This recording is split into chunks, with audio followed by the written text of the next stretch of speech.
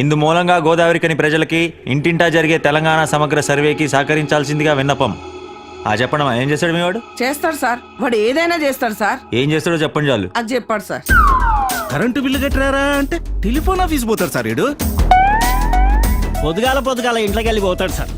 మళ్ళా దినం పొద్దుగాల ముగ్గులు పెట్టే టైంకి వచ్చి తలుపు కొడతాడు సార్. నాకు ఎలాగో చెప్పవా, కనీసం ఆయనకనే చెప్పు. వీడన్నీ డబుల్ పనులు చేస్తాడు సార్.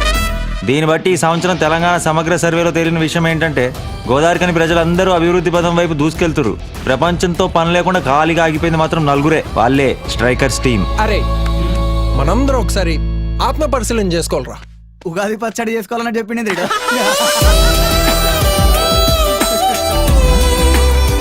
హలో అండి. హాయ్, ఇక్కడెక్కడైనా స్టేషనరీ షాప్ ఉందా? స్టేషన్ రైల్ స్టేషన్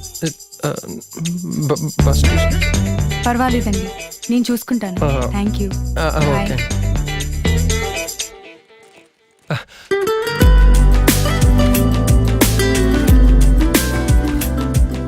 ఏంద్రీడు అమ్మాయి రాగానే చంపేండు. ఆత్మ పరిశీలన. ఒక అమ్మాయి వల్ల జీవితాలు మారిపోతాయని ఎవడు రాసిండో గానీ తీసి మారగాడ్రా.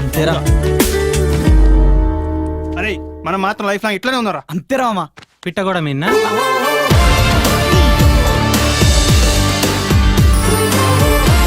ఒరేయ్ టీ ఏదిరా?